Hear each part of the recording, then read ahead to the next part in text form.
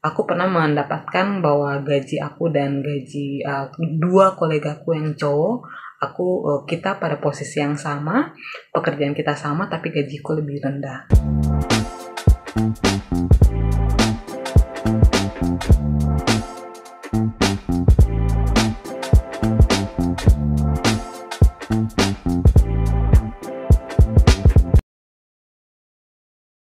Halo semua, apa kabar? Semoga semua sehat-sehat selalu ya di tengah pandemi. Perkenalkan, aku Farah Olivia. Teman-teman bisa panggil aku Farah, bisa juga panggil aku Olivia. Aku dulu kuliahnya di jurusan matematika. Aku senang sekali hari ini bisa bareng Girl Up UGM dalam program mereka yang bertagar Dengarkan Dia. Hari ini aku akan sharing bagaimana pengalamanku menjadi seorang mahasiswi di bidang STEM, secara khusus di jurusan matematika. Oke, buat yang belum familiar nih dengan istilah STEM, STEM itu singkatan dari Science, Technology, Engineering and Mathematics.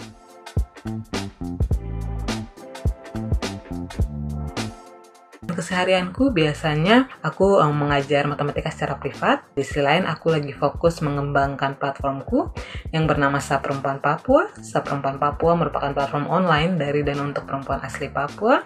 Kita fokus di isu kekerasan seksual, kesehatan mental, dan kesehatan reproduksi. Kita punya value yang sebenarnya sama dan tidak beda jauh dengan Girl Up UGM tersendiri, karena kita memang mengutamakan nilai-nilai kesetaraan gender.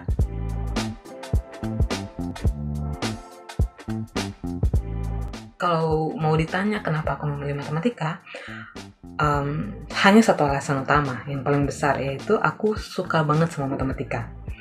Bukan suka banget sih, tetapi lebih ke aku mencintai matematika pada proporsi yang tepat. Bicara soal matematika dan hubunganku dengan matematika, aku mengenal matematika sejak aku kecil. Memang saat aku dari SD sampai SMA aku sekolah, aku lebih unggul di mata pelajaran matematika dibandingkan mata pelajaran lainnya. Dan itu jadi alasan utamaku dari SMA pas mau kuliah aku memilih jurusan matematika. Di sisi lain aku memiliki keluarga yang mendukungku untuk mengambil pendidikan di bidang STEM, karena memang di keluarga besarku belum ada yang fokus ke bidang STEM. Jadi ketika aku memilih untuk mengambil jurusan matematika, keluarga aku sangat senang. Dan ada alasan lainnya, yaitu aku melihat matematika memiliki prospek yang sangat besar di dunia pekerjaan. Kalau misalkan teman-teman sekarang lagi lihat bagaimana revolusi industri dan bagaimana digital transformasi dan teknologi cukup berkembang, banyak perusahaan-perusahaan teknologi yang muncul, banyak startup, ada pekerjaan baru yang lagi ngetren, yaitu kayak data scientist, data engineer, dan all the things about data. Aku percaya ketika kita memiliki pemahaman akan matematika, itu bisa menjadi dasar sih kita bisa menjadi tiket istilahnya untuk kita lebih cepat meniti karir di bidang tersebut, kayak gitu. Nah, itu kira-kira gambaran untuk prospek kerja. Tetapi aku juga punya perspektif lain nih ketika kita bicara soal matematika. Misalkan kayak gini, aku memahami bahwa matematika itu aplikasinya luas banget. Dia ilmu yang sangat general banget. Jadi kita bisa pakai kapanpun dan dimanapun. Aku memahami bahwa matematika itu bicara soal konsep berpikir dan bagaimana kita memahami sesuatu dan bertindak terhadap sesuatu itu. Misalkan ketika kita menemui masalah datang, kita punya kasus, lalu kita coba memetakan ini masalahnya apa, lalu informasi apa yang ada di situ, atau kita bicara soal data, atau informasi-informasi yang terkumpul yang kita dapat itu, kita coba melihat asumsi-asumsi yang ada. Nah, dengan segala informasi yang kita punya, kita coba untuk mencari solusi yang tepat, kayak gitu. Menurutku itu adalah salah satu bagaimana penggunaan matematika sih di dalam kehidupan sehari-hari. Jadi bisa dibilang yang aku suka dari matematika adalah matematika bisa dijadikan tools untuk problem solving, kayak gitu. Sebenarnya aku pernah berada di momen merasa terjebak di jurusan matematika. Kenapa, teman-teman? Karena dari kecil sampai aku SMA itu kan kita selalu mengasosiasikan matematika sebagai sesuatu yang selalu berhubungan dengan angka. Kalau dia jago matematika, oke, ini pasti kalkulator berjalan, ini orang kalau pintar matematika pasti kalkulator berjalan, atau jago banget ngitung kayak gitu. Tapi ketika aku kuliah dan masuk di jurusan matematika yang sebenarnya, ternyata beda jauh banget kayak gitu. Matematika itu bukan soal ngitung-ngitung doang. Matematika itu bicara soal logika berpikir, bagaimana konsep kita memahami sesuatu, bagaimana kita melihat pola, kayak gitu sih. Jadi itu yang membuat aku pernah merasa terjebak, tetapi keterjebakan itu membuat aku jadi memahami lebih jauh tentang matematika dan menemukan jati diriku bersama matematika, dan bagaimana aku bisa menggunakan matematika sendiri dalam dunia kerjaku maupun dalam keseharianku.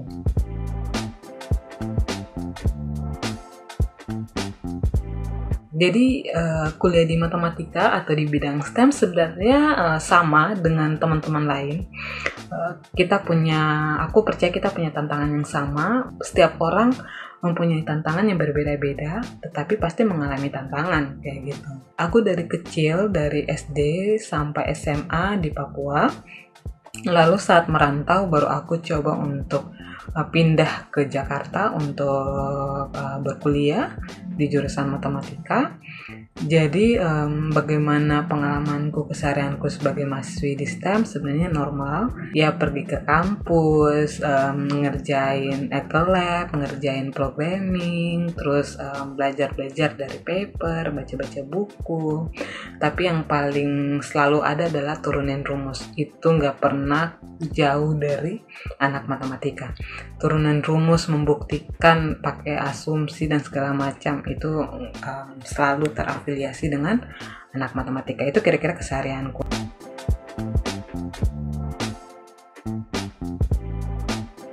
Kayak yang tadi aku bilang, karena aku baru merantau ke Jawa setelah aku lulus SMA. Teman-teman kan tahu ya bagaimana kualitas pendidikan di Indonesia di 34 provinsi itu tidak merata. Misalkan kita ambil contoh Jakarta sama Papua, itu ketimpangan pendidikan tuh tinggi banget kayak gitu. Informasi dan pemahaman dan kualitasnya tuh jauh banget. Jadi ketika aku merantau ke Jakarta, itu penyesuaiannya cukup sulit, tetapi masih bisa dilewati. Misalkan kayak cara belajar tuh jauh banget. Terus pemahaman aku akan materi, banyak yang sudah misalkan tahu mungkin dasar-dasar kalkulus waktu itu, tapi aku nggak terlalu paham kayak gitu. Di sisi lain, karena beda pulau, beda suku, beda budaya, jadinya penyesuaian akan budaya, penyesuaian akan makanan, bahkan penyesuaian untuk cara berkomunikasi pun menjadi tantanganku waktu itu. Aku dari lahir sampai besar selalu berbicara menggunakan aksen Papua. Lalu ketika aku merantau, harus mencoba untuk berkomunikasi pakai lo gue atau pakai aku kamu, itu menjadi tantangan tersendiri. Tapi itu sesuatu yang sangat menarik kayak gitu. Bahkan sampai sekarang aku pun kadang masih penyesuaian kayak gitu dalam berkomunikasi, karena sering campur aduk kayak gitu ya, menggunakan aksen, bentar aksen Jakarta, kayak bentar aksen Papua, kayak atau belum lagi ketika kita bicara bahasa, mau pakai bahasa daerah kayak bahasa Indonesia kayak atau bahasa Inggris atau mungkin bahasa lain yang sedang kita pelajari. Itu menjadi tantangan, tapi aku rasa itu tantangan umum sih yang dialami oleh semua orang. Jadi bukan hanya aku, tetapi semua orang juga mengalami hal tersebut.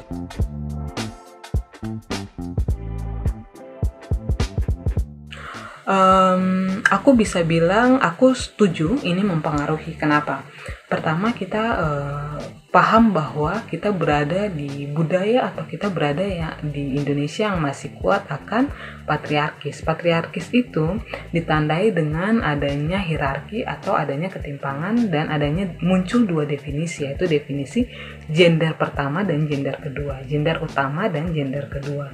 Nah, ketika ada terjadi atau adanya pengelompokan tersebut, itu berdampak pada bagaimana sistem atau bagaimana kita beraktivitas maupun berkembang kayak gitu. Karena ada hierarki gender utama dan gender kedua. Gender kedua itu biasanya terasosiasi dengan perempuan ataupun gender non-binary. Nah, biasanya karena kita berada di sistem patriarki, ini menjadi tantangan. Jadinya kadang cuma hal-hal yang berhubungan dengan feminim akan berhubungan dengan perempuan, sedangkan yang maskulin berhubungan dengan laki-laki. Kalau misalkan kita ambil contoh sederhana nih, misalkan waktu kita kecil, biasanya tuh udah dibagi-bagi. Kayak, oke, perempuan cuma boleh main boneka, laki-laki cuma boleh main mobil-mobil, tidak boleh bertukar. Kalau ketukar biasanya kayak, kamu nggak boleh kayak gitu, itu kan mainan cowok, atau enggak ini kan mainan cewek, kamu tidak boleh main mainan cewek. Gender itu juga muncul atas istilahnya konstruksi sosial, perbedaan. Jadinya kayak gender apa kita itu dipengaruhi dan mempengaruhi bagaimana akhirnya aktivitas yang terjadi di sekitar kita. Nah, kalau misalkan di kegiatan pun itu berpengaruh. Misalkan mungkin ada kegiatan-kegiatan yang ini kayaknya tidak cocok untuk cewek, hanya cocok untuk cowok, atau ini tidak cocok untuk cowok, ini hanya untuk cewek karena sifatnya entah maskulin maupun feminin kayak gitu.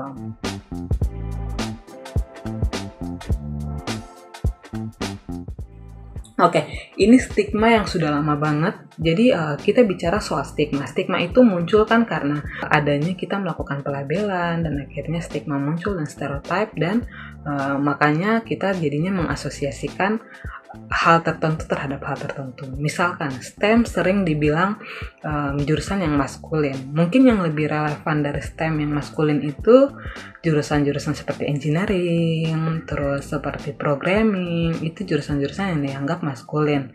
Kenapa? Karena mungkin mayoritas yang mengambil jurusan tersebut adalah laki-laki.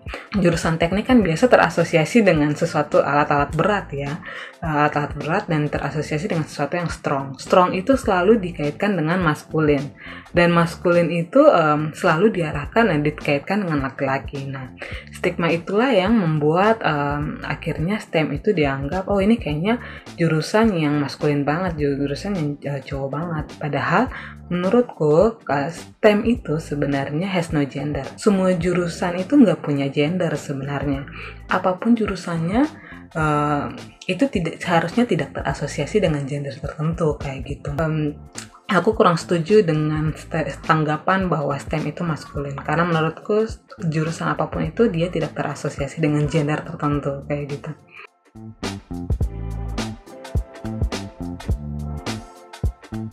Ini pertanyaan yang menarik, dan ini pertanyaan yang cukup umum namun sulit juga dijawab. Kalau aku bilang, aku coba petakan pertanyaan ini menjadi dua hal dulu ya. Dua pertanyaan. Pertama adalah apa faktor yang menghambat perempuan untuk mengambil jurusan tertentu kayak gitu. Misalkan kalau di tempatku biasanya di lingkungan ya, di Papua biasanya yang menghambat perempuan untuk berkarir ataupun tidak melanjutkan pendidikan tuh biasanya faktor ekonomi.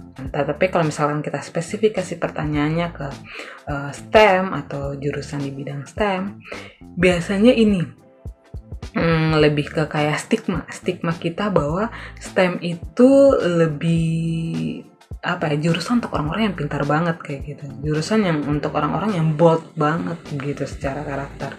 Walaupun ini sebenarnya bukan tantangan dari segi gender ya, tetapi itu yang aku lihat. Kadang tuh kalau misalkan kita dibilang kamu dari jurusan sains gitu atau dari jurusan sains dan teknologi, biasanya tuh orang kayak kamu pasti top 5 di kelas ya, atau enggak top 10 di kelas kayak gitu. Itu menurutku yang menjadi stigma itu menjadi tantangan sih, sehingga banyak orang, ini bukan perempuan saja tetapi menurutku semua gender jadi melihat ini menjadi tantangan gitu. Kayak itu karena jurusan yang khusus untuk orang-orang pintar, jadi kayaknya kalau nggak pintar nggak usah deh. Padahal kan sebenarnya pintar itu relatif ya, pintar itu nggak ada indikator yang fix kayak gitu. Jadi kita bisa mendefinisikan pintar dari segi kita sebenarnya. Itu yang mungkin menjadi faktor-faktor penghambat sih kenapa beberapa orang takut untuk mengambil jurusan di bidang STEM.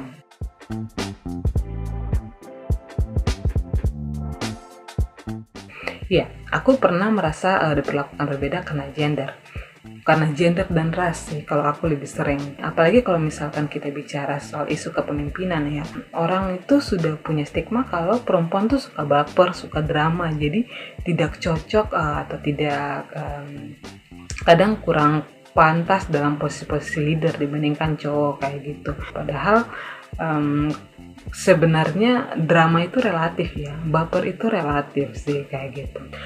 Kalau diskriminasi gender selama mengalami studi di bidang STEM, aku pribadi belum pernah mengalami. Tapi aku rasa pas aku kerja aku mengalami. Cuma ini perlu aku cross check lagi. Walaupun aku sebenarnya sempat cross check udah sekitar 90% datanya valid adalah gaji.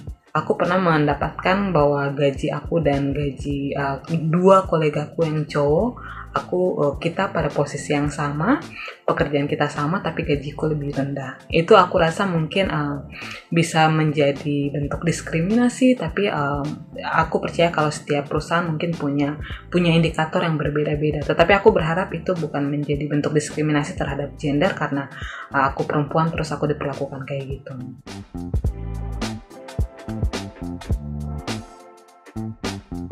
Bicara soal diskriminasi gender, ini dia spektrumnya luas banget ya. Jadi masalah gender tuh banyak banget. Kita bicara dari segi yang terlihat maupun yang tidak terlihat, yang verbal maupun non-verbal kayak gitu. Dan kalau aku pribadi, kalau mengalami diskriminasi karena gender maupun rasku, biasanya tergantung nih, aku lihat orang seperti apa sih yang lagi kita hadapi. Misalkan kalau orangnya ternyata dia bukan orang yang sudah pasang tembok, tapi dia orangnya terbuka, mungkin bisa kita langsung tegur, kamu gini loh. Tapi kalau misalkan ada orang nih yang dia tuh mau dia salah atau dia benar, dia punya harus selalu benar kayak gitu. Istilahnya dia sudah pasang tembok dan tidak mau menerima masukan atau kritikan kayak gitu. Nah, orang-orang kayak gitu biasanya mau kita kasih apapun udah ditolak kayak gitu. Jadi biasanya orang-orang kayak gitu kita bisa support dari segi sosial media. Kita menggunakan platform yang ada. Misalkan dengan sosial media kita menyuarakan soal kekerasan berbasis gender kayak gitu, atau diskriminasi berbasis gender. Jadi hal-hal yang mungkin tidak bisa kita infokan atau berikan atau tegur ke orang itu secara langsung, bisa kita gunakan platform kita. Kita share entah di WhatsApp stories kita atau Instagram kita, atau sosial media kita, atau mungkin melalui gerakan-gerakan atau aktivitas-aktivitas yang kita lakukan secara online di skala kampus. Misalkan contohnya Girl Up UGM sedang melakukan talk show, dengarkan dia. Ini kan sebenarnya menjadi salah satu tools ya untuk kita melawan diskriminasi gender di kampus. Aku percaya kalau kita bicara soal konsep kesetaraan, aku percaya bahwa setiap orang punya kesempatan yang sama dan setiap orang punya hak yang sama untuk memilih sesuatu. Misalkan kalau kalian ada yang memang tertarik bergerak atau fokus pada bidang STEM, aku berharap ketakutan-ketakutan kalian itu tidak menjadi alasan kalian tidak melanjutkan apapun pilihan kalian. Dan it's okay to be afraid of something gitu. Tidak apa kalau misalkan kadang kita rasa, aduh kayaknya aku takut deh kayak gini, atau enggak kayaknya aku kurang pintar deh untuk ini, kayaknya aku kurang paham. Sebenarnya hal-hal itu bisa kita batasi atau bisa kita minimalisir dengan menjadi tekun saja, terus membiarkan diri kita terpapar akan isu-isu yang kita suka. Misalkan kalau kita memang ingin fokus di bidang STEM, ya sudah kita fokus membuat diri kita terpapar akan informasi-informasi di bidang STEM. Misalkan follow akun-akun di sosial media yang berhubungan dengan STEM, mengikuti kegiatan-kegiatan di bidang STEM, berjejaring di bidang STEM, ataupun membaca sesuatu yang berhubungan dengan bidang STEM. Jadi biar diri kita lebih terpapar akan bidang tersebut, dan itu bisa membantu kita mengurangi rasa minder kita kayak gitu. Aku rasa itu saja.